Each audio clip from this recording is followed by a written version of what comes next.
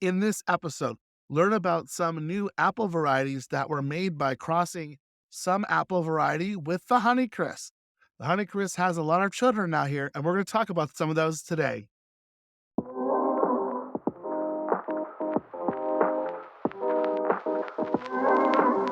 You're listening to Eat, Shop, Waste Not. Let us teach you how to source the most delicious groceries without wasting food or a single penny. Here's your host, Eric Sanderson.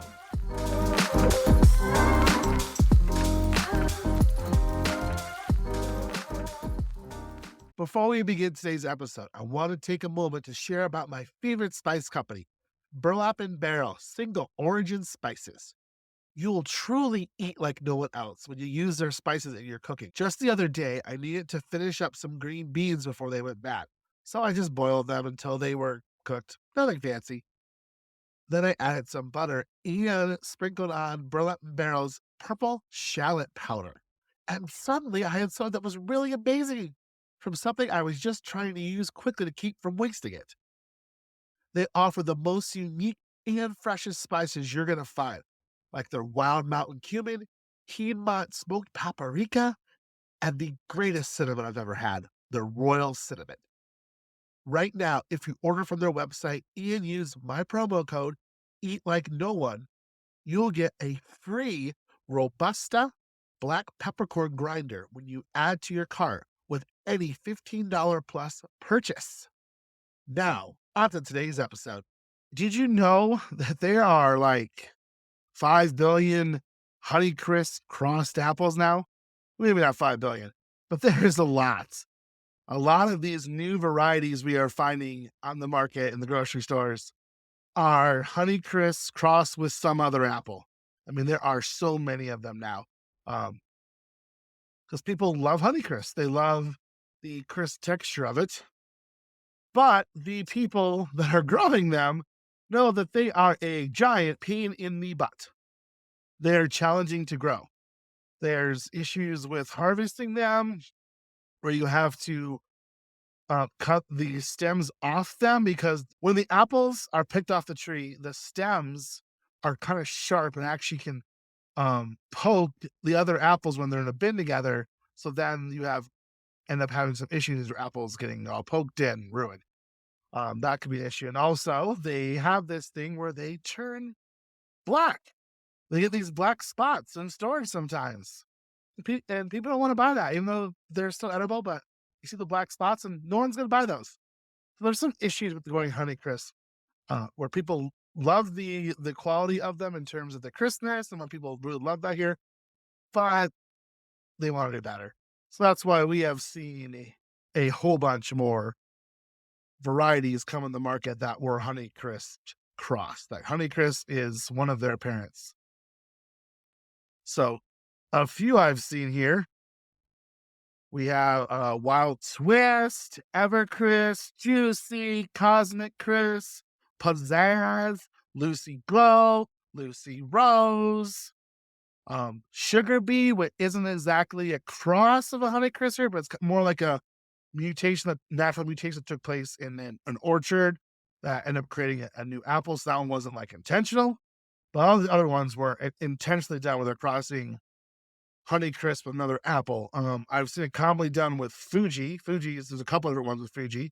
There's one with Honeycrisp and Pink Lady, which is the Wild Twist apple, which to me is one of the best ones that they've done so far. I think that have been that cross guard. Like Wild Twist is a really nice one that has good flavor, has a nice sweet tart balance, good enough flavor, good enough crispness, and a great apple to eat when I'm in the springtime, which is when I'm recording this episode right now. It's early April, so that one's a good one. Evercrisp is another really good one. That's a Fuji Honeycrisp cross. That those are really a nice sweet crisp apple. They do live up to their name. I don't think I've had one that was soft or mealy. They really do stay crisp for seemingly forever.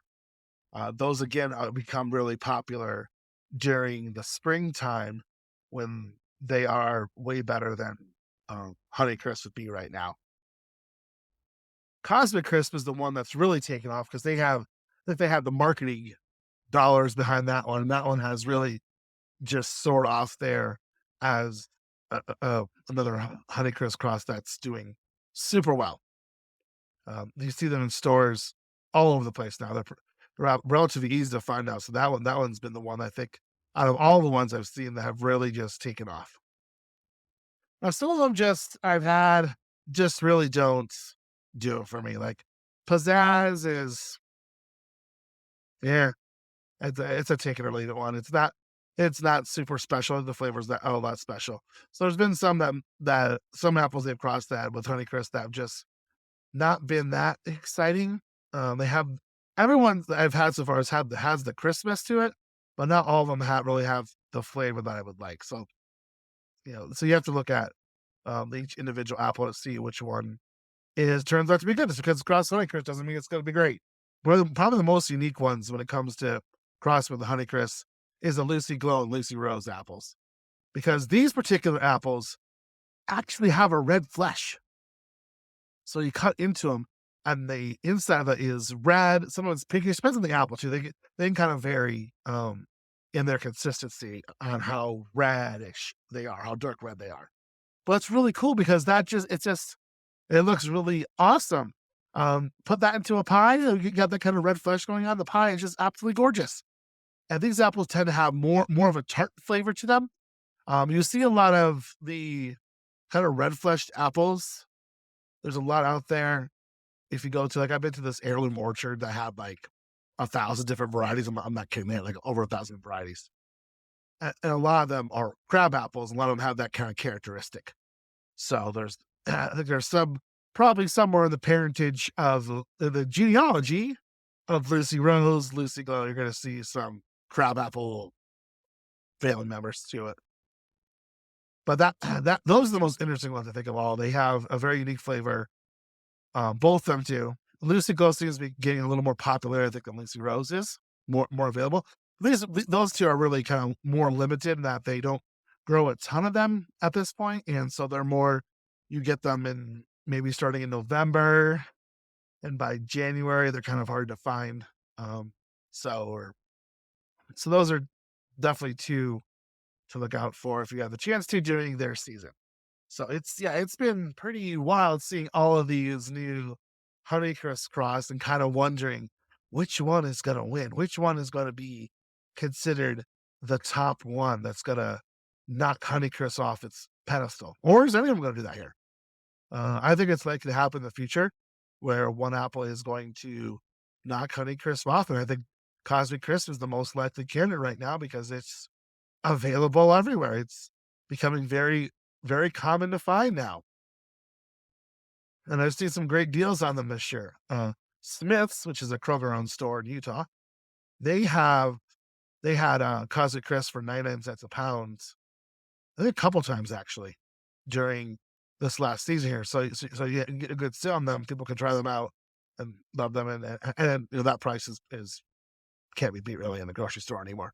You're not gonna get anything better than $1 a pound, really. So I think that one is the strongest Honeycrisp candidate, and it's good. It's good apple. It's has a nice sweet tart flavor to it. I tend to find that the darker skin ones seem to have a better flavor, but I don't like to make that a rule overall because that's how we ended up with Red Delicious because they bred them to be darker and darker. People thought darker apples were better, and they end up becoming worse and worse and worse and worse to the point where everyone hates them now. So but in this case, I've tasted as a Casa Crisp that were more light color and more dark, and every time so far it's been the dark ones. So that seems to be the trend with that apple. So just want to introduce you guys to some new Honeycrisp crosses that if you're a Honeycrisp fan, you may want to give a try out to. Maybe they're going to be a new favorite apple of yours, or maybe you want to jump on the bandwagon before other people get on one of these varieties. I think still right now, Wild Twist probably my favorite. Um, the flavor isn't always as consistent as I would like. I never had a bad one, but there's been some that have been great and some that have been um fair, average to fair. But when you have a good wild twist, I think that one at its ah, peak optimal potential is my favorite out of those. But what apples do you like? Which of those have you tried here? I'd love to hear from you. You can reach out to me at eric@eatlikeNoone.com. You can contact me at Instagram at Eat Shop Waste Not or Eat Like No One Else. And I just like to hear from you and see what apples you're loving here. I also have a What Apple to Eat Today Substack page, and I'll link that in the description here in the show notes. And you can check that out here because every week I send out emails about what I'm buying at the grocery store with apples and giving you my best apple buying tips so that you don't end up disappointed. Hey guys, just thank you for listening to today's episode. And I hope the next apple you bite into is your best one yet.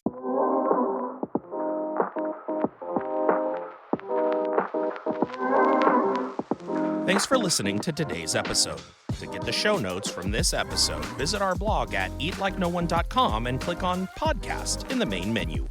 Or click the link provided on whatever platform you're listening on. Make sure to hit subscribe and join us next time for more Eat, Shop, Waste Not.